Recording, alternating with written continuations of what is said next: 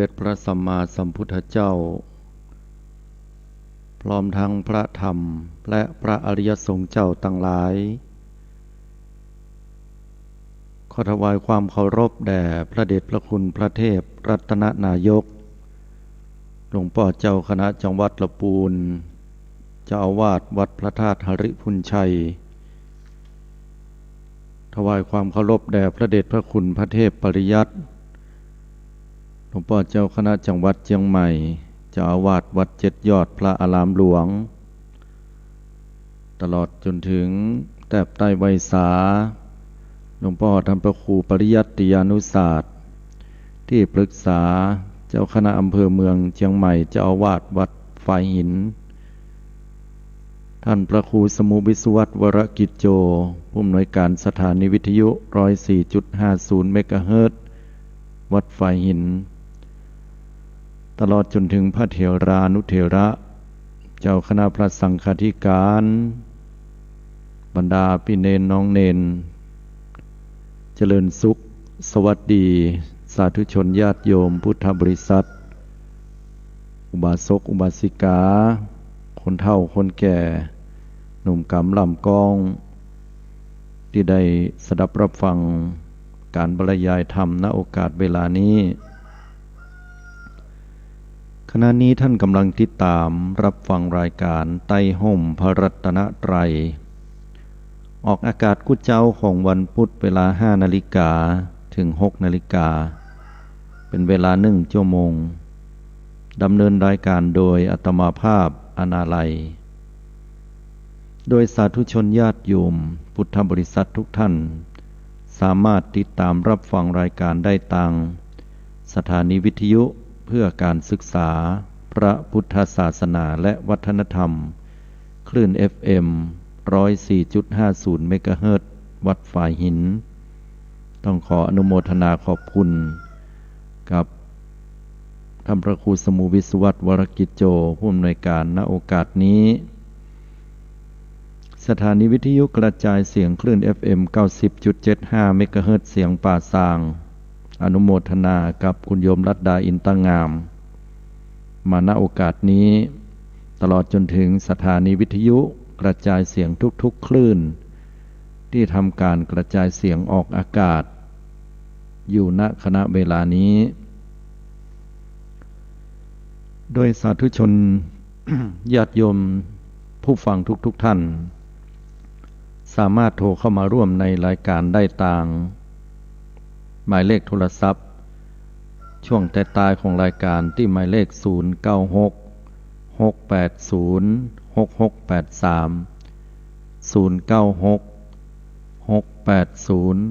096-680-6683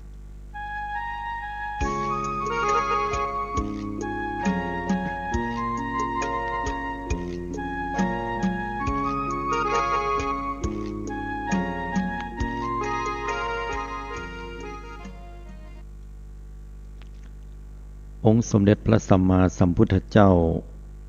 ทรงอาศัยพระมหากรุณาธิคุณอันหาที่เปรียบปรานบ่ได้ทรงเผยแผ่หลักธรรมคำสอนอันเป็นของปราณีตละเอียดและลึกซึ้งภายใต้ปืนก่อสลีมหาโพธิ์รำเพิงระลึกถึงบรรดาเหล่าสรรพสัตว์ทั้งหลายก็ด้วยความท้อพระทัยเพราะว่าสัจธรรมที่พระองค์ได้ค้นปะนั้น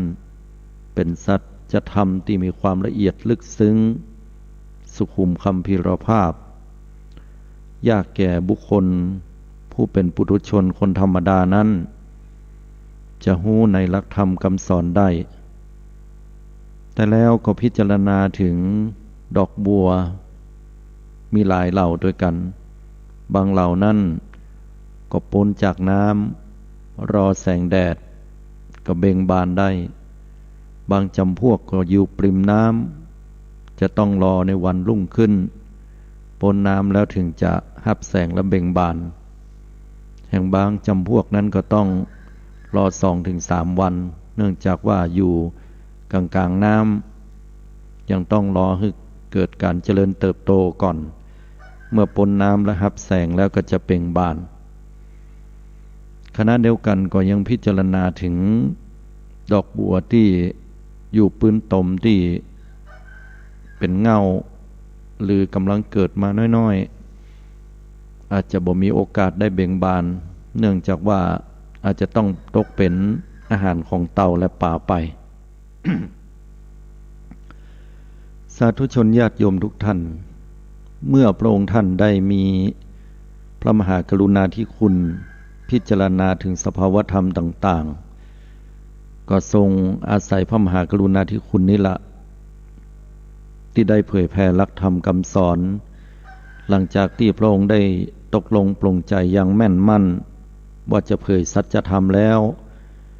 ก็บ่มีครั้งไหนแห่งเลยที่พระองค์จะย่อท้อ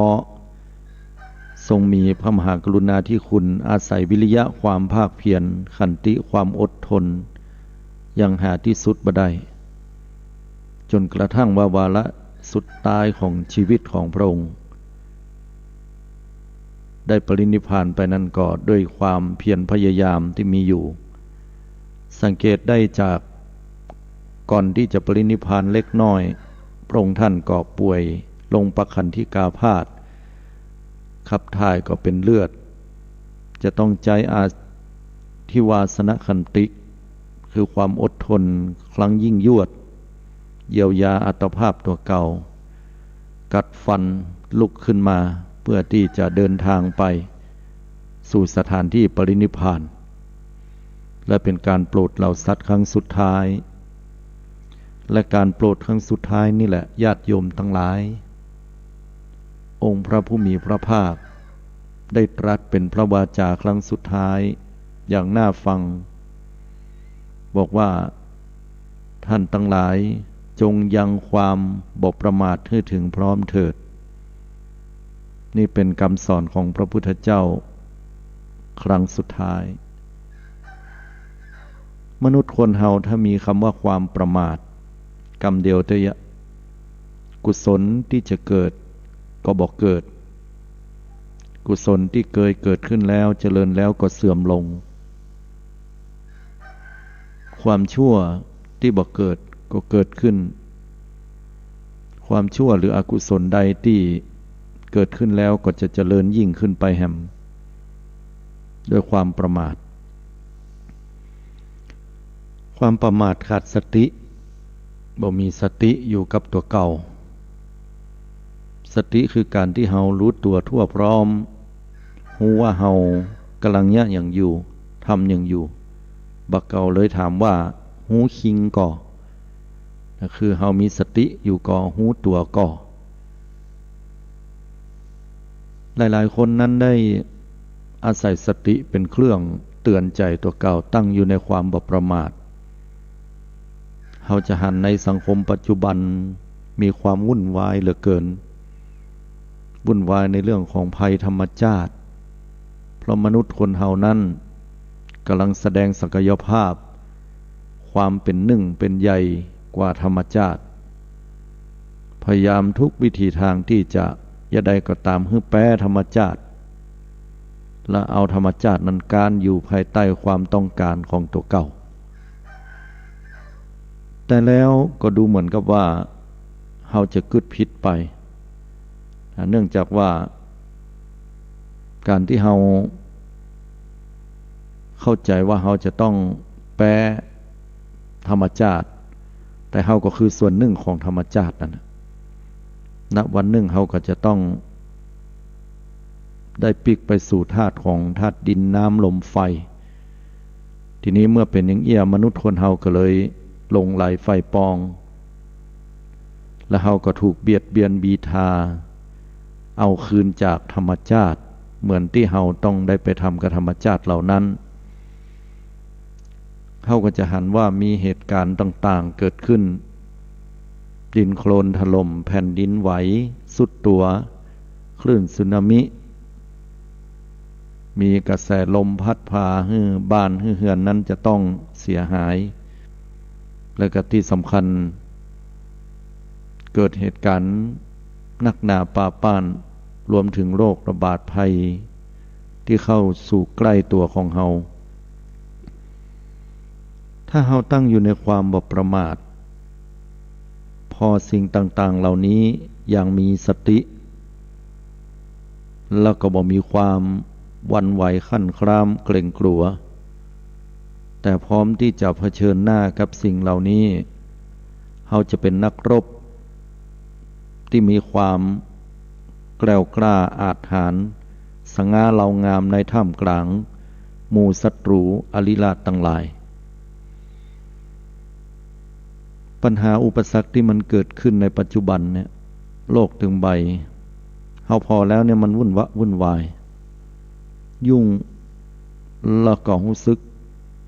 จิตใจของเฮามันห่อเหี่ยวถ้าหากว่าเฮาบ่มีหลักบ่มีเกณฑ์ของชีวิตแล้วเนี่ยเฮาก็มีโอกาสเป็นไปได้ที่เฮาจะระวุ่นระวือจิตใจเกิดความบ่ม่วนงันสันเล่าเกิดความวิตกกังวลหรือว่าบางครั้งนั้นก็มีความเศร้าส้อยเกิดขึ้นความบ่ประมาทธรรมเหล่านี้เนี่ยใจได้ทุกยุคทุกสมัยทุกกาลเวลาจงพลิกวิกฤตนั้นให้เป็นโอกาสเมื่อเฮาหันสิ่งใดเกิดขึ้นเฉพาะหน้าเหล่านั้นพุทธองค์ทรงตรัสบอกว่าผู้ใดก็ตามที่หันธรรมหรือว่าสิ่งที่เกิดขึ้นเฉพาะหน้าอย่างแจ่มแจ้งบ่งอนแง่นคลอนแคลนเขาควรที่จะพอกพูนอาการเช่นนั้นไว้คือหมายถึงว่าพอหื้อหันจับหื้อหูในสิ่งที่เกิดขึ้นกับปัจจุบันแล้วก็พิจารณาอย่างมีสติใจปัญญาเป็นเครื่องพิจารณาสิ่งเหล่านั้นเฮาก็จะหู้ว่าสิ่งเหล่านั้นมันคืออะไรหยังแล้วเฮาก็จะบ่ตื่นเต้นตระหนกตกใจกลัวกับเหตุการณ์ที่เกิดขึ้นโรคภัยไข้เจ็บที่ระบาดอยู่ปัจจุบันถ้าเฮาพอสิ่งเหล่านี้เป็นธรรมะเป็นเครื่องเตือนใจตั้งอยู่ในความบ่ประมาทขาดสติเหตุการณ์บ้านเมืองที่เปลี่ยนไปวุ่นวายกันเฮาก็สามารถที่จะนำเอาสิ่งเหล่านี้มาเป็นเครื่องเตือนใจของเฮาให้ตั้งอยู่ในความบ่ประมาทขาดสติเร่งรีบในอันที่จะทำความดีหรือทำหน้าที่ของเฮาให้ดีที่สุดวันนี้แม้เฮาจะบ่ค่อยมีกินอาหารการกินฟืดเครื่องการงานก็บ่รุ่งเรืองเพราะว่ามันเป็นกันเหียตึงเมืองตึงประเทศเป็นกันเหียตึงโลกแต่เฮาก็ยะไปทำไปตามที่เฮาจะยะจะเปลี่ยนและเปลี่ยนแปลงไปในทางที่เฮาบ่าไปผิดศีลธรรมหรือว่านำปางเฮาคดโกงไผตั้งอยู่ในความบ่ประมาทอย่างนี้เมื่อฟ้าสีทองผ่องอำไพสักวันหนึ่งสิ่งเลวร้ายโรคภัยไข้เจ็บเหตุการณ์ต่างๆผ่านไปวันนั้นจะเป็นวันที่เฮายิ้มได้สู้ต่อไปได้อย่ามัวแต่ท้อถอยสิ้นหวังเพราะความสิ้นหวังนั้นบ่ได้เป็นพลังอย่าให้เฮาก้าวไปข้างหน้าได้แต่เฮาจงเอาสิ่งที่มันเป็นอุปสรรคปัญหาเหล่านี้มาเป็นครูสอนเฮาและเสาะหาแนวทางในอันที่เฮาจะดำรงชีวิตเป็นสัมมาชีพการเลี้ยงตัวเก่าที่ถูกต้องดีงามมีสติอยู่ในขณะที่กระทำสิ่งต่างๆพิจารณาสิ่งต่างๆด้วยปัญญาเฮาก็สามารถที่จะผ่านพ้นสิ่งต่างๆเหล่านี้ไปได้ทีนี้ถ้าอู้ถึงในด้านของตั้งธรรมก็แน่นอนละว่าพระพุทธองค์บอกว่าวันเวลาคนเฮามันมีน้อยเคลื่อนคล้อยกันไปอย่าได้ตั้งอยู่ในความประมาทวันแน่เฮาอาจจะต้องปะกับสิ่งเลวร้ายในชีวิตปะกับโรคภัยไข้เจ็บหรือความสูญเสียอื่นใดความสูญเสียต่างๆเหล่านั้นมันเข้ามาแล้วอย่าให้เฮาสะดุ้งตกใจหลายๆคนหลายท่านที่ปะกับเหตุการณ์เหล่านี้โรคภัยไข้เจ็บระบาดเมื่อต้องได้เสียบุคคลผู้เป็นที่ฮักไปก็เกิดความเศร้าโศกเสียใจบ่น้อย นั่นเป็นเรื่องธรรมดาของเจ้าโลกทั้งหลายแต่ถ้าเราพิจารณาตามธรรมของพระพุทธเจ้าความเสียใจเหล่านั้นเราจะต้องระงับยับยั้งและก็พิจารณาหันความบัดเตี้ยงแต้แน่นอนพร้อมที่จะก้าวข้ามพ้นปัญหาอุปสรรคเหล่านี้ด้วยใจอันมั่นคงความบ่ประมาทเนี่ยมันมีคุณนักคือการตั้งอยู่ในสติสาธุชนญาติโยมทุกท่านถ้าเฮายังมีความประมาทขาดสติกันอยู่ประมาทในวัยว่าเฮาหนุ่มน้อยเฮาบ่ต้องอีหยังอะรอก่อนบ่แน่เฮาอาจจะบ่มีโอกาสเจริญเติบโตในหน้าที่การงานหรืออาจจะบ่มีชีวิตอยู่ในวันพรุ่งนี้ประมาทในการศึกษาห้ำเฮียนบ่แสวงหาความรู้ใส่ตัวก็อาจเป็นที่มาของความล้าหลังหรือการพัฒนาด้อยพัฒนากว่าคนอื่นเขาความประมาทในการสร้างคุณความดี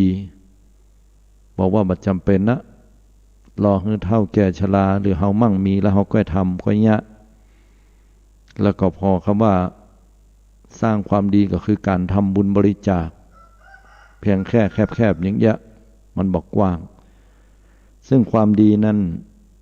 ถ้าเขาตั้งอยู่ในความบ่ประมาทแล้วแค่ความปรารถนาดีต่อผู้อื่นนั่นก็เป็นความดีอย่างหนึ่งละปรารถนาดีในอันที่จะให้เปิ้นนั้นพ้นจากทุกข์ให้ได้ถึงสุขปรารถนาดีในอันที่จะตั้งกายวาจาใจของเฮาให้เป็นประโยชน์ต่อผู้อื่นเว้นจากการเบียดเบียนบีทาว่ากล่าวทำร้ายทำลายผู้อื่นสิ่งเหล่านี้ก็ถือว่าเราได้ตั้งจิตให้มันถูกต้องก็ถือว่าเป็นกุศลอย่างหนึ่งที่ดีงามและเป็นเจตนา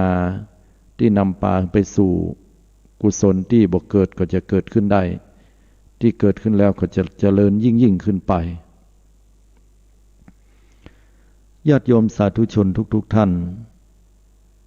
คนเฮานั้นถ้าตั้งอยู่ในความประมาทขาดสติเหี่ยแล้วเนี่ยมันก็จะไหลไปตามอารมณ์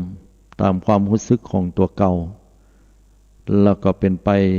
ให้เกิดความเดือดร้อนเกิดผลเสียต่อตัวเก่ามากปวงหลวงหลายความอยากทุกสิ่งทุกอย่างที่เกิดขึ้นก็เป็นเหตุนำพาให้เฮาละเหเววนหาความพ้นทุกข์บ่ได้และที่สุดแล้วเฮาก็จะปะแต่ความว่างเปล่าสูญเสียและบ่มีสิ่งใดเกิดขึ้นกับตัวเฮาเลยแต่ถ้าเฮามองทุกสิ่งทุกอย่างว่ามันมีความเกิดขึ้นตั้งอยู่แล้วก็ดับไปทุกสิ่งเกิดขึ้นแล้วก็ต้องมีการเสื่อมมีการเปลี่ยนแปลงกันไปและเฮาบังคับบัญชามันบ่ได้เพราะมันเป็นไปตามเหตุตามปัจจัยมันเกิดขึ้นก็ตั้งอยู่แล้วก็ดับไปทุกสิ่งบนโลกใบนี้บอกว่าจะเป็นคนเป็นสัตว์สิ่งของอย่างเขาว่านั่นนะเงินทองมาเที่ยวเดียวก็กลับไปเที่ยวไปแอววนเวียนอย่างเงี้ยบ่มีใครเป็นเจ้าของแม้แต่เงินทองแบงค์สักแบงค์หนึ่งเหรียญสักเหรียญหนึ่งก็สมมุติขึ้นถ้าหากว่าแบงค์นี้ใจในประเทศนี้ได้แต่ถ้าไปแห่งประเทศหนึ่งเพิ่นอาจจะบ่อนุญาตใช้หรือว่าบ่เป็นที่ยอมรับต้องเอาแบงค์เอาเงินเหล่านี้ไปแลกยกตัวอย่างง่ายๆว่าอย่างเฮาจะไปแอวที่ประเทศอื่นเปิ้นต่างประเทศสหรัฐอเมริกาเฮาก็จะต้องหอบเอาเงินไทยไปแลกที่แบงก์ชาติได้เงินดอลลาร์สหรัฐเมื่อเข้าสู่ประเทศแล้วเราก็สามารถจ่ายได้เพิ่นก็ยอมรับก็เหมือนกันกับเข้ามาสู่ประเทศไทยของเราถ้าหากว่าจะจ่ายก็ต้องจ่ายเป็นเงินไทยต้องแลกต้องเปลี่ยนอันนี้ก็เหมือนกันญาติโยมสาธุชนทั้งหลายมันก็ล้วนแล้วแต่ว่าเป็นก้าที่สมมุติขึ้นตามโลกตามสถานะตามที่อยู่หรือประเทศนั้นๆ เสร็จเรียบร้อยแล้วตัวมันเองก็เป็นเพียงแค่กระดาษใบหนึ่งเป็นแค่โลหะเหรียญใบหนึ่งเหรียญหนึ่งที่ทำขึ้นมาบอกว่าจะทำด้วยอันอย่างก็แล้วแต่ว่าก็สมมุติให้เข้าใจกันว่าสิ่งเหล่านี้เป็นของมีค่าแต่ดูเหมือนว่าคนเฮานั้นจะบ่เข้าถึงแก่นแท้ของมันเมื่อบ่เข้าถึงแก่นแท้เฮาก็มักจะล้นหาแปล่นเข้าหาสิ่งเหล่านี้เสาะหาแสวงหาให้ได้แล้วก็บอกว่าถ้าบ่มีมันก็เป็นทุกข์ถ้าเฮาฟังกันแบบฉับฉวยก็แม่นเพิ่นบอกว่าบ่มีเงินเนี่ยก็จะต้องตายเพราะว่าบ่ฮู้เจ้าอย่างมากินบ่ฮู้เจ้าอย่างมาจ่ายมาใจก็แม่นก็ถูกอยู่แต่บ่ถูกถึงหมดแต่ถ้าเฮาบ่มีเงินแต่เฮามีข้าวมีน้ำมีอาหารการกินอยู่ก็บ่จำเป็นที่จะต้องใจเพราะว่าเงินนั่นก็คือสิ่งที่แลกเปลี่ยนถ้าบ่มีเงินเฮาก็บ่สามารถไปโรงพยาบาลรักษาตัวได้ต้องจ่ายต้องใจก็แม่นแต่ถ้าเมื่อใดก็ตามความตายมาถึงแล้วเนี่ยต่อให้มีเงินเป็น100 ล้านพันล้านก็ยื่นซื้อชีวิตของเฮาไว้บ่ได้เหมือนกันฉะนั้นถ้าเฮาเข้าใจสัจธรรมตัวนี้และเฮาฮักห่วงแหนชีวิตของเฮาหันคุณค่าชีวิตเนี่ยมีความสำคัญอย่างนักแล้วก็ใจให้เป็นประโยชน์ที่สุดคิดว่ากว่าพ่อกว่าแม่กว่าพี่น้องที่ช่วยกันดูแลพ่อกอยจะได้ดูแลเฮาจนใหญ่หน้ากาบานจนมีอายุถึงขนาดนี้เฮาจะต้องเปลืองข้าวเปลืองน้ำเปลืองนมไปสักเท่าใดและชีวิตเฮาถึงชีวิตเนี่ยเกิดขึ้นมาแล้วก็อย่าได้ตั้งความประมาทอยู่กับตัวทำและสร้างสรรค์ในสิ่งที่ดีที่สุดอย่างน้อยที่สุดก็บ่เบียดเบียนภัยเนี่ยไปทำไปตามที่เฮาจะเนี่ยได้ทำได้เฮาก็จะมีแต่ความสุขแม้ว่าบางครั้งบางเตื้อนั้นอาจจะมีคนอื่นเข้ามาเบียดเบียนเฮาด้วยกายด้วยวาจาด้วยใจติฉินนินทาว่ากล่าวเบียดเบียนบีทาเฮาหันเฮาทำความดีหรือว่าเป็นอยู่ก็รู้สึกเกิดความอิจฉาริษยาเกิดความขอยขึ้นเตื้อเฮาได้ทำดีคนก็รู้สึกว่าจะยกย่องแต่ดีนักเข้าก็กลายเป็นกรรมนินทาไปยิ่งทำความชั่วแล้วคนทั้งหลายบอกว่าเว้นก็จะต้องว่าต้องเดือดร้อนวุ่นวายตำหนิติตายหมายจาจนบางคนนั่นก็บอกว่าทำชั่วคนก็ว่าทำดีคนก็ว่าตกลงแล้วเขาจะแย่อย่างใดก็บ่ยากญาติโยมทั้งหลายเนี่ยทำในสิ่งที่เขาแค่ทำนั่นอันเป็นไปตามหลักทำนองครองธรรมจบข่าวเพราะว่าถ้าเราไปแปลงใจหาคนอื่นนักเราก็จะเป็นทุกข์เขาจะบ่มีความเป็นตัวของตัวเก่าการที่เรามีความเป็นตัวของตัวเก่านั่นก็คือการที่เราจะยิ่งหยั่งก็ได้จำไว้เลยศรัทธาญาติโยม3 อย่างเนี่ยบ่ผิดแน่นอนถ้าเราจะยิ่งหยั่งสักอย่างนึงเนี่ยไปเลยญาติโยมแค่ทำอย่างเนี้ยไปแต่อยู่ภายใต้3 อย่างนี้1บ่เบียดเบียนตัวเก่า2บ่เบียดเบียนคนอื่น3เป็นไปตามทำนองครองธรรมถูกต้องตามศีลธรรมเนี่ยไปเตอะญาติโยมบ่เบียดเบียนตัวเก่าบ่เบียดเบียนคนอื่นคือเรื่องของศีล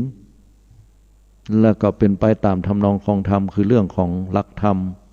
ความถูกต้องเมื่อเป็นอย่างนี้แล้วโลกจะมีแต่คำว่าสันติสุขจะบ่มีคำว่าการลบปลาฆ่าฟัน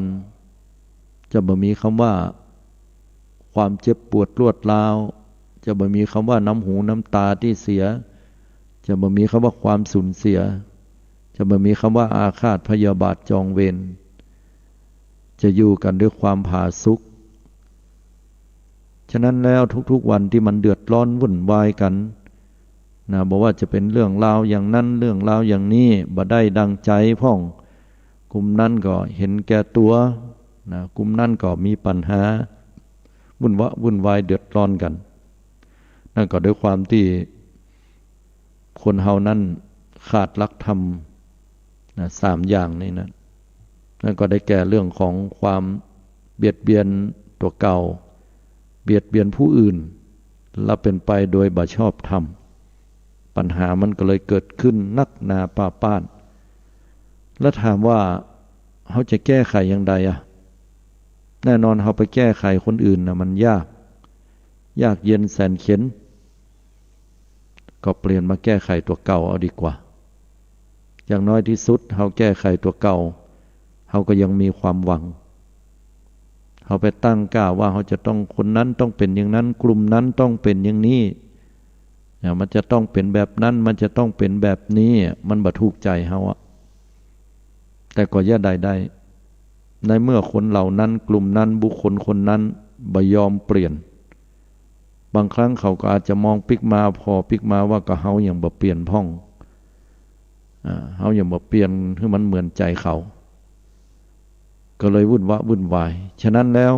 ถ้าเฮาเปลี่ยนมาพอตัวเก่าอย่างน้อยที่สุดก็มีความหวังว่าเฮาสามารถเปลี่ยนได้คนเฮาเนี่ยญาติโยมพอเฮาต้องการที่จะเปลี่ยนตัวเก่าแล้วเนี่ยอันยังก็ง่ายขึ้นคนบางคนบอกว่าเฒ่าแก่แล้วบ่ต้องมาสอนไม้ขอนนอนปกตึงบ่ตั้งก็บอกว่าอย่างนี้ถ้าพิจารณาไปก็ก็เหมือนว่าแม่นเนาะนะแต่ถ้าคนเฮาบ่ว่าเฒ่าบ่ว่าหนุ่มหรือว่าละอ่อนก็แล้วแต่ถ้าบ่ยอมขึ้นมาเหตุกรรมนึงเนี่ยมันก็บ่มีอันที่จะต้องดัดได้อาตมาว่าละอ่อนถ้ามันจะเอาขนมจนได้แล้วเนี่ยยังได้มันก็ถึงจะเอาจนได้วัยรุ่นมันต้องการจะยะสิ่งนั้นสิ่งนี้มันจะต้องยะจนได้แม้ว่าเพิ่นจะห้ามจะบอกถึงโทษภัยมันนักน้อยเพียงใดมันก็ยังจะลักจะลอบพยายามที่จะสนองต่อความต้องการบางครั้งก็ยังมีการยะย่อยะหาประชดประชันผู้รักผู้ใหญ่ตัวก็มีคนใหญ่บางคนต้องการสิ่งเหล่านี้ก็ต้องทำในสิ่งที่ตัวเก่าอยากจะทำไปบ่ยอมที่จะเปลี่ยนเห็นแล้วเนี่ยอันนี้ยากอาตมาว่ามันไม่ใช่แค่ไม้แก่ถ้าคนเฮาเนี่ยเปลี่ยนพร้อมที่จะเปลี่ยนด้วยใจแล้วเนี่ยมันง่ายฉะนั้นแล้วการที่คนที่จะเปลี่ยนเนี่ยแน่นอนนะว่าถ้าใจมาแล้วเนี่ยกูสิ่งกูอย่างมันก็จะเป็นไปได้ผ่านเปิ้นฮ้องว่ามีชัยไปกว่าครึ่งนะคือการเกียมตัวเนี่ยเตรียมตัวดีมีชัยไปกว่าครึ่งคือการเกียมตัวเกียมใจของเฮาแต่บางครั้งบางคนเนี่ยก็มีความเพียรพยายามนะบางสิ่งบางอย่างเนี่ยการที่มนุษย์คนเฮาจะผ่านสิ่งเหล่านั้นแป้สิ่งเหล่านั้นไปได้เนี่ยจะต้องอาศัยความเด็ดเดี่ยวต้องอาศัยความมุ่งมั่นอดทนอย่างที่สุดจะต้องพิจารณาหากุลหาโทษของสิ่งเหล่านั้นให้นักแล้วถึงจะผ่านพ้นมันไปถ้าอย่างนี้เนี่ยบ่ค่อยเข้าใจกันเนาะแต่ถ้าจะให้หันชัดที่สุดยกตัวอย่างเช่นคนที่จะเลิกเหล้าเนี่ยเปิ้นเคยกินนะเคยไปปะสถานที่คนหลายโหกันเศร้าเนี่ยม่วนกันนะถึงแม้ว่าจะเข้าบ้านเข้าจองมาลูกเมียจะเดือดร้อนเหม็นเหล้าเหม็นยานะแต่ว่าเมียจะว่าอย่างใดป่านใดก็ตามยังบ่เก่าเพิ่นว่าจะให้มันปากฉีกถึงเก้าหูมันก็ถึงบ่ฟังกินอยู่หั่นน่ะคนกินหูก็หูกะว่าเขาบ่ชอบเมียบ่ชอบลูกบ่ชอบหูก็หูแล้วมันเสียสุขภาพมันบ่ดีหูก็หูแหมอะไรอย่าได้หูแล้วถึงบ่หยุดบ่ยั้งใจโยมใจมันบ่ยอมรับในการจะเปลี่ยนแปลงใจมันยังดื่มด่ำใจมันยังม่วนงันสันเล้าใจมันยังผูกพันยึดติดกับบรรยากาศกับความรู้สึก และอารมณ์ที่ได้สัมผัสรสชาติเหล่านั้นหรือบางครั้งก็อาจจะเป็นลักษณะของการยะย่อยะหาก็ได้อันอย่างก็แล้วแต่ที่มันยะฮือเป็นไปตามใจตัวเก่าแล้วก็ยะฮือคนอื่นเกิดคัดใจขึ้นมาบางคนยิ่งมีความสุขก็มี ถ้าคนเฮาบอกเปิดใจนะญาติโยมทั้งหลายทุกสิ่งที่จะก้าวล่วงข้ามพ้นไปนะมันยากบางคนเนี่ยตั้งใจไว้แล้วว่า3 เดือนเนี่ยจะบัดแตะบัดต้องเหล้ายาปาปิ้งต่างๆบางคนก็ผ่านไปได้3 เดือนโอ้ยดีใจได้แล้วเฮาผ่านมาแล้วเนี่ยเฮาเป็นไปตามเนี่ยก็เป็นบุญของเฮาที่ได้รักษาศีลข้อที่5แม้ว่าจะเป็นข้อเดียวกับที่ตั้งใจก็ตามแต่บางคนก็บ่ได้คิดถึงเรื่องศีลแต่คิดว่าตั้งใจที่จะยุดจะยั้งก็เพื่อลูกอาหารลูกแล้วก็อินดูเอาเงินส่วนเนี้ยที่เหลือเนี่ยเอาไปให้เป็นค่าเทอมลูกก็ดียิ่งยุคนี้สมัยนี้เงินทองเข้าของอย่างต่างๆเขียมบางคนก็อินดูเมียบักใครให้เมียเนี่ยได้จมได้เดือดบางเตื้อก็เป็นน้ำหูน้ำตาคือใจฮอดเฮาแต่งงานกันใหม่ๆบอกความฮักซึ่งกันและกันพอมาถึงณวันนี้แล้วเนี่ยก็ยังเล่าแห่พ่องอย่างน้อยที่สุดก็นำมาให้เฮานั้นได้มีความสุขในครอบครัวพอ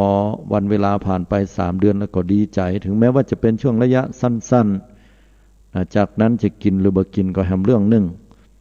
ก็แสดงว่าเฮานั้นชนะใจตัวเก่าอย่างบางคนเนี่ยได้สร้อยได้ฉายาว่าตับเล็ก ตับเล็กก็คือว่ากินเหล้าเท่าใดเนี่ยบ่พอเนาะเมาเมาปัดส่งปัดเส้งตกคือพ่องตกคันใดบ้านพ่องนอนแจ้กลางขวงบ้านพ่อง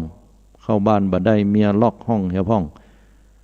สุมาเตอะจนพอมีกรรมมาตายจังมันเตอะตายแข็งตายกระด้างอยู่นอกขณะมันหนาวตายก็จังมันเสียงอกเสียงใจแต่พอตัวเก่าเนี้ยได้เพียงแค่3 เดือนเนี่ยโอ้มันเป็นชัยชนะที่ใครจะเอาไปได้ญาติโยมเมียจะเอาไปมานี่สู่อดเหล้าได้3 เดือนนี่เป็นชัยชนะของข้าก็เอาไปบ่ได้ครับมันเป็นพลังแห่งความภาคภูมิใจสิ่งที่ตั้งไว้เนี่ยในพระพุทธศาสนาเปิ้นฮ้องว่าอธิฐานบารมีความหมายก็คือว่าก่อนที่จะเนี่ยอย่างสักอย่างตั้งจิตตั้งใจ3 เดือนเฮาตั้งใจไว้แล้วว่าเฮาจะบ่กินเหล้าช่วงเข้าพรรษาเนี่ยส่วนเลยจากนั้นแล้วก็ว่าแห่งกรรมจะกินหรือบ่กินแห่งเรื่องจะนักจะน้อยก็แห่งเรื่อง3 เดือนนี่จะบ่แตะบ่ต้องเลยระหว่างที่อยู่ภายใน3 เดือนมีความอดทนอดกลั้นมีวิริยะความเปลี่ยนพยายามไผจะห้องเข้าไปนั่งก็บ่นั่งเฮากลัวจะสลัมคำกาจะต้องไปดื่มไปกินอดใจบ่ได้เปลี่ยนตัวเก่าไปออกกำลังกายเปลี่ยนตัวเก่าเนี่ยการเนี่ยงานขยันขันแข็งขึ้นพอถึง3 เดือนแล้วป๊อบผ่านไปโอ้ดีใจล้ำเฮาเนี่ยได้อันนี้เปิ้นฮ้องว่าบารมีของอธิฐานบารมีเนี่ยมันเกิดขึ้นคือตั้งใจไว้แล้วแล้วก็เนี่ยได้แต่ถ้าภัยที่เนี่ยบ่ได้นะบางคนเนี่ยก็ตั้งสัจจะอธิษฐาน3 เดือนเนี่ยจะบ่เล่าควันไผเนาะจะบอกว่าให้ไผนะจนอู้กันในวงว่าตัวอู้นี้ก็เปิ้นเนอะนะอู้นี้ก็เฮาเนอะจะไปอู้ไหนต่อนะพอไปเข้าวงสนทนาก็เอาไปอู้แต่แหมคนถึงบอกแล้วว่าจะไปเอาไปอู้คนเอาไปอู้ก็บอกว่ามันอดบ่ได้ไอ้นะพร้อมครับรอยยิ้มที่แบบสำนึกผิดอันนี้ก็อธิษฐานบารมีก็บอกเกิดเหมือนกันนะญาติโยมถ้าจะมีหลายอยู่กันเนาะอู้นี่กับเฮาเนี่ยนะแล้วไอ้อู้นี่กับเฮาเนอะไปอู้ที่ไหนนะหรือว่าฮู้กันตัวเอียปอไอ้นะก็มันอย่ามารู้สึกว่าเป็นสิ่งที่จะต้องเอาไปอู้ต่อก็บ่ฮู้เนาะคนเฮานี้ชอบอย่างงี้แต่ถ้าเฮาลองเปลี่ยนพอว่ากึดเล่นๆนะญาติโยมถ้าเวลาอย่างที่เป็นความลับเราบอกว่าเอาไปอู้ต่อกันเลยนะเขาถ้าอย่าบอกอู้กัน แต่กำใดที่เขาให้มันแพร่มันไปเนี่ยบอกว่าจะไปอู้ไหนเนอดักไว้นะปอดโทธโมสังโฆให้ละมันอย่างมาเป็นความลับที่ดูเหมือนว่าเข้าไปในวงตัวบ่ฮู้หยังเนี่ยนะก็เดี๋ยวอู้กันละเนี่ยนะฉะนั้นแล้วคนเฮาเนี่ยจะต้องระงับยับยั้งนะมีความตั้งมั่นของใจคือเอาชนะใจตัวเก่าให้ได้จะไปก้านใจของเฮาต้องแป้มันนะต้องตั้งมั่นถ้าเฮาบ่ผ่านเตื้อภายใน3 เดือนไปกินเหล้าเฮละเนี่ยนะเกาะบารมีตัวนี้มันก็บ่เกิดถามว่ามันจะเป็นได้เพราะมันเป็นบาปก่อมันบาปมันบ่เกิดบาปญาติโยมแต่บารมีบุญที่ตัวเก่าจะได้มันบ่ได้สักกรรมมันตกไปเหียกุศลที่จะเจริญก็บ่เจริญที่เจริญขึ้นแล้วก็เสื่อมไปอย่างนี้เป็นต้นฉะนั้นแล้วเนี่ย3 เดือนที่ญาติโยมได้ตั้งอกตั้งใจไว้ก็ขอให้ญาติโยมมีกำลังใจวันนี้มาบอกให้ญาติโยมว่า3 เดือนที่ญาติโยมได้ตั้งใจจะเนี่ยอย่างไว้ก็ขอให้ตั้งมั่นเนี่ยไปเตอะบอกว่าจะเกิดอย่างขึ้นก็ตามให้เราตั้งมั่นในอันที่เราตั้งใจว่าจะทำดีสิ่งดีให้เนี่ยสิ่งบดีให้เว้นหนีไปไกลๆไม่จำเป็นจะต้องเรื่องเล่าเรื่องยาเรื่องอื่นก็ได้ถ้าถามว่าเริ่มวันนี้ได้ก่อนมันเข้าวัดสามาเห็นแล้วก็ได้กับญาติโยมจะใดมันจะบ่ได้มันบ่มีคำว่าสายสำหรับการทำความดีถ้าญาติโยมได้ตั้งใจจะทำดีให้อย่างแล้วเนี่ยเพียงแค่อยู่แม้เพียงราตรีเดียวก็น่าชมนะบุคคลคนนี้ตั้งเพียงแค่ตั้งไว้ในใจนะยังไม่ได้ลงมือตั้งกายตั้งวาจาเตือแต่ตั้งใจไว้ก็ถือว่าเป็นบุคคลผู้ที่น่าชื่นชมนะเป็นบุคคลที่น่าคบหายังพัฒนาตัวเก่าได้เอาละศรัทธาสาธุชนญาติโยมทั้งหลายวันนี้ได้มาปะกับศรัทธาญาติโยมก็ธรรมะเรื่องราวเล็กๆน้อยๆมาอู้มาจาศรัทธาสาธุชนสัปดาห์ที่แล้วนั่นก็บ่ได้ปะกับศรัทธาสาธุชนญาติโยมตัวก็วันนี้ได้มาปะแล้วเนาะโทรเข้ามาได้0966806683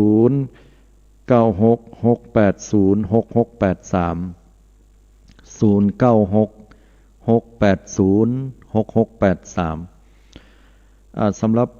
รายการมองข่าวสารผ่านแสงธรรมในยามค่ำคืนเนี่ยเวลาตั้งแต่20:30ถึง22:00หรือว่า20:30ถึง10:00เมื่อคืนนั้นอาตมาช่วงนี้เนี่ยได้งดไปนะฮะก็บ่ใช่เรื่องของเวลาหรืออื่นใดแต่ขอทำความเข้าใจกับศรัทธาญาติโยมว่าข่าวคราวที่ปรากฏจดเจือตั้งสื่อถึงมดถึงมวลเนี่ยเป็นข่าวที่เกี่ยวกับโรคระบาดโควิด -19 ถึงมดถึง90%กว่าเพราะฉะนั้นอาตมาจะหยิบเอาเรื่องราวข่าวเหล่านี้มาอ่านมันก็ดูเหมือนจะเป็นการทำให้จิตใจของญาติโยมห่อเหี่ยวลงไปนักแล้วก็จะมีทุกๆสัปดาห์เรื่องอย่างนี้มันก็รู้สึกว่าน่าเบื่อไปแต่ก็ศรัทธาญาติโยมก็ติดตามลำตัวได้นะก็สักช่วงระยะเวลาหนึ่งที่ผ่านไปก็คิดว่าข่าวสารอื่นก็คงจะเข้ามานะได้พิจารณาเป็นธรรมะอันหลากหลายต่อไปเจริญปอน0459อยู่ทางได้โยมว้าวนักการจ้าคุณโยมพิสมัยมันก่อนเนี่ย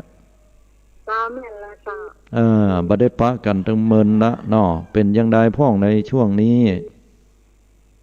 แกบ่ได้ปะกันเมินแล้วก่อนมองข่าวสารทำไม่ได้อ่านพระเจ้าก็ไม่ได้ฟังเนาะก็เลยว่าหายไปไหนดีเวลาโดนยืดอยู่ใจนะก็จัดอยู่ปกติอยู่คุณโยมแต่ก็ยังเพิ่นว่านะกับปะอันเว้นระยะห่างกันเหี่ยวพ่องเลยเนาะห่างถึงหลายๆอย่างแต่ก็บละกันไปนะบละกันไปก็อาศัยช่วงระยะเวลาดังกล่าวเนาะจ้ะมันเหมือนท่านว่าอยู่ที่ใส่คนที่ตัดเหล้าอย่างนี้นะบางคนนี่ถึงกับหมอบอกให้งดแล้วก็ถ้าบ่เว้นนี่นะตายแน่ๆแล้วก็ตายจริงๆตายไปนะที่บอกฟังกับหมอเวลาหมอไปส่งโรงพยาบาลจะบอกว่าอะไร หมอมีหน้าที่รักษามีหน้าที่รักษาไปจะต้องมาบอกอยู่เลย อืมมีหน้าที่รักษาแล้วก็คนป่วยก็มีหน้าที่กินไว้เนาะ อืมนั่นก็ตามเหตุไม่ถ้าเพิ่นเลือกอย่างอันมันก็ยังว่านั่นนะบอกฟังคำหมอก็ยังว่านะก็แน่นอนนะก็ต้องไปสู่เอาไปตัดให้เนี่ยจะขึ้นเชื่อไผ่คืนนะเห็นสักไงเลยเอาไปตัดเหล้าเนี่ยติดมากินอยู่เนี่ยคือเพื่อนนั่นแหละนะคืออยู่กับเพื่อนจริงทั้งสี่อย่างนะนะมันอยู่กับเพื่อนจริงเรื่องของห้องเรื่องนั่นห้องนี้ห้องสภาพแวดล้อมมันพาไปโยมเนาะแต่ถึงจะได้ก็อยู่ที่ใจอ่ะถ้าว่าเฮาหูว่าเฮาไปที่หั่นแล้วมันหลีกเลี่ยงบ่ได้ก็พยายามจะไปเข้าใกล้ห่างไว้เองนะจะได้ก็ไปเลยธรรมดาโอเคเนาะจะได้ก็ขอบคุณอนุโมทนาเนอะที่ได้โทรเข้ามาต้องขออภัยเพราะว่ามันจะมีหลายๆสายเข้ามาอยู่เนาะนมัสการเจริญพร6871เจริญพรโยมภาษาเจ้าท่านพระครูโทรมาจากทางใดอันนี้บ้านขุนล้าวเจ้าบ้านขุนล้าวโอ้ไก่แต่หนอเจ้ามันที่ฟังมาเนี่ยขันปูในหูคุณยังเพราะว่าการทำความดีเนี่ยจะทำเข้าก็เห็นที่มันใจของคนอื่นยังทันว่าแต่มันเป็นเรื่องนั้นคือมันเป็นเรื่องถ้าว่าไปตามธรรมะเนาะโยมเนาะเปิ้นห้องว่ามันเป็นเรื่องของกิเลสมันเป็นความเกิดจากการที่ไปเปรียบเทียบคนอื่นเปรียบเทียบคนนั้นเปรียบเทียบคนนี้คนเฮามันจะเปรียบเทียบทุกๆคนน่ะโยมเปรียบเทียบกับคนอื่นเพราะว่ามันมีคำว่ามานะในทางพุทธศาสนาต่างจากเจ้าโลกมานะก็คือความเพียรพยายามบักบั่นเนาะแต่ความหมายในทางพุทธศาสนามานะแปลว่าความสำคัญตัวความสำคัญตัวว่าตัวเก่าเป็นอีละสำคัญตัวบัดเท่าใดยังไปเปรียบเทียบกับคนอื่นเปรียบเทียบกับคนอื่นแล้วมันจะเกิดความเด่นความด้อยแล้วคนเฮาเนี่ยตัวเนี้ยมานะเนี่ยมันเป็นกิเลสอย่างละเอียดด้วยนะญาติโยมมันละได้ยากถ้าบัจเจพระอรหันต์เนี่ยละบ่ได้นั่นเนาะฉะนั้นแล้วก็มันเลยเกิดปัญหาขึ้นแบบนี้แหละนะอย่างที่ว่านะ ความอิจฉาริษยาก็เกิดขึ้นเนาะยังมีความอิจฉากันนั่นนะเจ้ามันเกิดเขาว่าชีวิตที่เหลือเนี่ยอายุปานนี้นะเขาจะสร้างแต่ความดีช่วยเหลือสังคมไปเรื่อยๆอีกนะแล้วเขาเนี่ยไปโดนว่าเป็นที่เขาก็ว่าเขาวัดหูวัดล็อกมันบอกว่าไผ่โยมอาตมาก็โดนทุกเจ้าตนได้บ่โดนบ่มีเจ้าบ้านมันก็โดนเหมือนกันหมดนั่นแหละคนที่ว่าเนี่ยแล้วมันก็เสียหูเชียงเนี่ยครับแม่นคนชุดไทยมันก็ซิกมาถามเขาของเขาอย่างนั่นเนาะถ้าเป็นภาษาเจ้าบ้านเพิ่นเฮาว่าสวกบ่กุ้มก้นอีเนาะภาษากำเมืองเนาะนั่นเนาะอนุโมทนาตัวเน้อที่ได้โทรเข้ามาเนาะสาธุเจริญพรโชคดีเน้ออันนี้เพิ่นฮ้องว่ามันเป็นเรื่องของการเปรียบเทียบและสมมุติฐานของการเปรียบเทียบมันเกิดมานะเนี่ยมันเกิดมาจากความมีตัวตนหรออัตตาตัวตนเนี่ยถ้าคนเฮามองตัวเก่าว่าบ่มีแล้วเนี่ยนะแล้วก็คนอื่นบ่มีแล้วเนี่ยมันจะบ่มีคำว่ามานะเลยนะญาติโยมมันจะบ่เปรียบเทียบเมื่อมันบ่เปรียบเทียบมันก็บ่เกิดความอิจฉาริษยากันคนทุกวันนี้มันวุ่นวายเดือดร้อนกันเนี่ยโอ้ยที่เขาบอกว่าไอ้ที่จริงคนอยากเห็นเราเด่นดีเนี่ยแต่พอเด่นขึ้นทุกทีเขาหมั่นไส้จงทำดีแต่อย่าเด่นจะเป็นภัยไม่มีใครเขาอยากเห็นเราเด่นเกินหลวงวิจิตรวาทการเนี่ยแต่งคำนี้ไว้เพราะว่าเปิ้นแต่งมาจากประวัติของเปิ้นหลวงวิจิตรวาทการเนี่ยอายุประมาณ20 ป่ายเนี่ยเจริญรุ่งเรืองในหน้าที่การงานการศึกษาอย่างโดดเด่นสติปัญญาดีเป็นคนที่เฉลียวฉลาดลักแหลมเป็นที่ฮักที่ชอบปอของเจ้านายแต่ก็ยังว่านั่นน่ะคนเฮาโดดเด่นนักเนาะคนอื่นหันแล้วก็เกิดความข่อยความอิจฉามันไส้ริษยาต้องการเกาะแข้งเกาะขากันตกจากที่จะเจริญไปปลายหน้าถามว่าจะได้ถึงอย่างนั้นเนาะค คนเฮาก็ใครให้ทำดีแบบนี้กะถ้าทำดีแล้วยกย่องแต่ถ้ามันดีล้ำหน้าตัวเก่าแล้วเนี่ยบ่ได้หาเหมาะอย่าอันนี้พ่ออย่างญาติโยมเพราะกิเลสนั่นนะเพราะมานะการเปรียบเทียบนั่นนะไอ้ตัวเนี้ยฉกาจฉกันที่สุดเลยขนาดพระอริยเจ้าจันโสดาบันสกทาอนาคามีเนี่ยก็ยังมีอยู่แต่ว่าเพิ่นบ่ได้เปรียบเทียบด้วยความอิจฉาที่ว่าฮะอันนี้เป็นพระอรหันต์นะเขาเป็นอนาคามีจังเง่าเนี่ยบ่มีนะโยมแต่การเปรียบเทียบของเปิ้นมีเพียงว่าโอ้เปิ้นเป็นพระอรหันต์เนาะสักวันหนึ่งเขาจะเป็นให้ได้เปิ้นฮ้องว่าอาศัยมานะละมานะตัวเนี้ยนะแบบเนี้ยอาศัยมานะก็คือความเปรียบเทียบตัวเก่าว่าเปิ้นเป็นพระอรหันต์เฮายังบ่ได้เป็นเตื้อเขาจะพยายามเนี่ยให้ได้นี่เป็นต้นนะแล้ววันหนึ่งพอเนี่ยได้ก็ละมานะนั้นได้ก็เหมือนกับเฮานั่นกะเปิ้นรวยเนาะสักวันหนึ่งเขาจะรวยให้ได้เขาจะมีบ้านหลังใหญ่ๆเขาจะมีรถกันงาม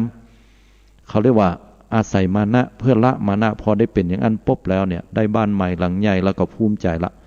แต่มนุษย์มันบ่เหมือนพระอรหันต์ที่เปิ้นพ้นกิเลสพอได้โมอีมันบ่พอมันจะสูงขึ้นไปแหมไงเนี่ยแล้วก็พอหันไผสูงแล้วตัวเก้าก็คอยแหมต่อเนื่องมันไม่มีที่สิ้นสุดเป็นอินฟินิตี้ไม่มีที่สิ้นสุดนะเพราะฉะนั้นเปิ้นเลยห้องว่าวัฏฏะสงสารนะญาติโยมเป็นแบบเนี่ยธรรมะมันเข้าใจบ่ยากถ้าเราเข้าถึงโทรเข้ามาบ่ได้ครับต้องขออภัยญาติโยมโทรมาใหม่นะ9948เจริญปอนโยมกลับไปสามอาจารย์เจ้าว่าอย่างไรบ่ได้ปะกันเมินเนาะปะเสาได้ปะกันเมินเจ้าอาจารย์ถ้าเราอยากละมาหน้าทิฏฐิอย่างเขาต้องไปปฏิบัติธรรมเจ้ามาหน้าทิฏฐิของเขามันจะลดไปทีละน้อยละน้อยเจ้าถูกต้องกันอย่างกระถือโผอย่างอีนะเดี๋ยวมันจะละไปเนี่ยมันจำพีตัวเลยเจ้าต้องเข้าถึงทีละน้อยน้อยใช่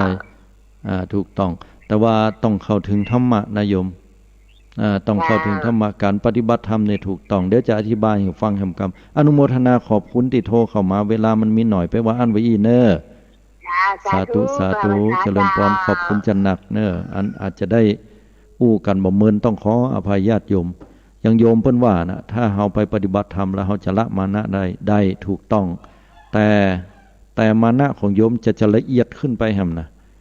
มันจะละเอียดขึ้นไปบางทีไปปฏิบัติธรรมแต่เนี่ยอันนี้กรณีมันมีหลายกรณีบางคนปฏิบัติเพื่อละแต่บางคนมันปฏิบัติเพื่อเพิ่มโยมฟังให้ดีนะปฏิบัติเพื่อเพิ่มเนี่ยอย่างที่โยมเพิ่นอู้ตะกี้นั้นปฏิบัติเพื่อละอันนั้นถูกต้องละแต่บางคนปฏิบัติเพื่อเพิ่มอย่างใดยกตัวอย่างเช่นไปปฏิบัติธรรมแล้วปิกมาแล้วมาบอกคนอื่นว่าไอ้สายนะมันปฏิบัติธรรมมันบ่ดีสายนี่ปฏิบัติธรรมมันยังเลยหายเหลือเฮาเกินเกิดมานะแล้วเปรียบเทียบละนั่นนะปฏิบัติธรรมยังสู้เฮาบ่ได้แต่เฮายังเน็ตเหลือเกินนะเปรียบเทียบมาอีมันมีแต่นะญาติโยม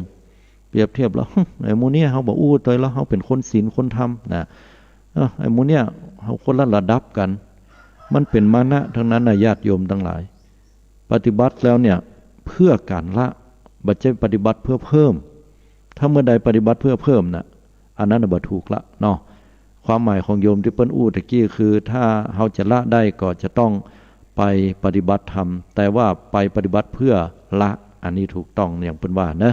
บ่ใช่ปฏิบัติเพื่อเพิ่มเนาะและที่สำคัญจะละมานะได้อย่างใดก็บ่ยากโยมมานะมันเกิดจากอย่างเกิดจากการเปรียบเทียบเฮาก็บ่ต้องไปเปรียบเทียบก็จบแต่นิสัยคนเฮามันกี่ภพกี่ชาติแล้วมันชอบเปรียบเทียบกับคนอื่นน่ะดีก็เปรียบเทียบพอตัวเก่าดีแล้วก็ดีเหลือคนอื่นนี่นะบ้านต๊อบฮอบต่อห่อมหมานอนนี่น่ะสุมาเตอะเนาะเป็นภาษาเจ้าบ้านมีอย่างสู้เฮาได้เฮารวยหรือมันเกินน่ะอันนี้ก็แสดงว่าตัวเก่าเนี่ยยกโดนคมเปิ้นตัวเก่านี่ดีเนาะเป็นผู้เลิศกว่าเขาสำคัญตัวเก่าว่าเขาเนี่ยดีกว่าเขาเลิศกว่าเขานะประเภทที่2นี่ก็มันจะสักตัวใดมันก็เฮากับป๊อๆกันนั่นน่ะน่ะหูเบื้องลึกตื่นหนาบางมกปะทอหูน้ำปืนมนุษย์อันนี้ก็เปรียบเทียบแผ่นอย่างนึงว่ามันก็เฮากับป๊อๆกันนั่นนะน่ะบ่ต้องมาทำเป็นดีเนาะประเภทที่3ก็คือเฮ้ยเฮามันเกิดมาจนเนาะมันเป็นคนบ่มีเฮามันเป็นคนที่ต่ำต้อยเหลือคนอื่นเขาเปิ้นร่ำเปิ้นรวยมันร่ำมันรวยสักวันกันเด้อกูอย่าร่ำจะรวยพอมาย่ำมาเหยียบกูกะนะ ประเภทนี้ก็น้อยใจนี่ก็มานะแห่งนั้นอ่ะก็อาศัยมานะนี่บัดเจ้กับโยมทุกวันเนี่ยเขาถึงต้องเดือดร้อนกันนะแต่นะมานะตัวเดียวเนี่ยถ้าพิจารณาธรรมะแล้วโยมโอ้มันจะแตกออกไปขนาดเข้าใจธรรมะแล้วมันม่วนโยมแล้วเขาจะหันแล้วสุดท้ายแล้วเขาจะไข้หัวบัดเจ้ไข้หัวแบบเสียสตินะแต่มันเข้าใจอะโยมเข้าใจว่าโอ้คนเฮามันลุ่มมันหลงกับสิ่งเหล่านี้ที่มันเป็นของว่างเปล่าเป็นของที่สมมุติขึ้นบนโลกใครจะเป็นใหญ่กูกว่ากูบ่ได้กูก็เน็ตกูก็หนึ่งในตองอูเหมือนกันนะหรือน้อยใจตัวเก่ากูถึงได้เป็นอย่างมันเนาะบ่ได้เป็นแบบนั้นแบบนี้กูบ่ได้เป็นผู้นำกูบ่ได้เงี้ยขอกูได้เป็นสักวันกันเนี่ยก็เดือดร้อนวุ่นวายกระลัดแข้งกระลัดขากันนะแย่งกันหั่นฝ่ายหนึ่งฝ่ายใดได้ดีกว่าฝ่ายหนึ่งก็เอาแหมฝ่ายหนึ่งบ่มีอันที่จะว่างเว้นจะเปิดใจกว้างมันแต่บัดแต่โยมลองบอกมาแล้วถ้ามันบัดแต่น่ะเนี่ยเขาพิจารณาเขาก็จะหันว่าโอ้โลกเขามันก็มีมะเอี้ยเนาะแล้วอย่างละตายไปแบมือเหี้ยจะเป็นเศรษฐี100 ล้านพันล้านจะเป็นถึงระดับผู้นำประธานาธิบดีนายกรัฐมนตรีหรือจะเป็นอย่างก็แล้วแต่ราชามหากษัตริย์หรือจะเป็นยาจกคนเขียนใจเป็นตุกตะคนยากจนจะเป็นนายแก้วนายคำนายมีนายมานางนั้นนางนี้หรือจะเป็นคุณหญิงคุณนายก็สุดท้ายมันก็ตายเหมือนกันนั่นแหละวะก็ตายเหมือนกันนั่นน่ะโยมเฮ้ยก็หูอยู่หัวหูก็หูก็แล้วหูแล้วอย่าได้ถึงบาละบายันก็มันก้านใจตัวเก่านั่นก็มันก้านกิเลสฮะนะอันนี้บัดได้อู้นอกเหนือจากกิเลสเลยนะญาติโยมแต่บัดแต่8075เจริญปอนโยมว้าวไปจากมือนี่จะโทรจากไหนโยมจะโฮมเจ้าโอ้แจ้โฮมเนาะโทรมาจากที่ไก่น้ำม่วนก็วันนี้ฟังคนท้องจะกินเหล้าแต่เหล้าควันนะมันทำให้ตัวเก่าเนี่ยเปิ้นห้องว่าอย่างนี้ทำให้ตัวเก่านั้นดูดีขึ้นเหล้าควันแต่สรรเสริญคนอื่นเนี่ยมันค่อยมีนะมีเขาว่านินทานะเหล้าควัน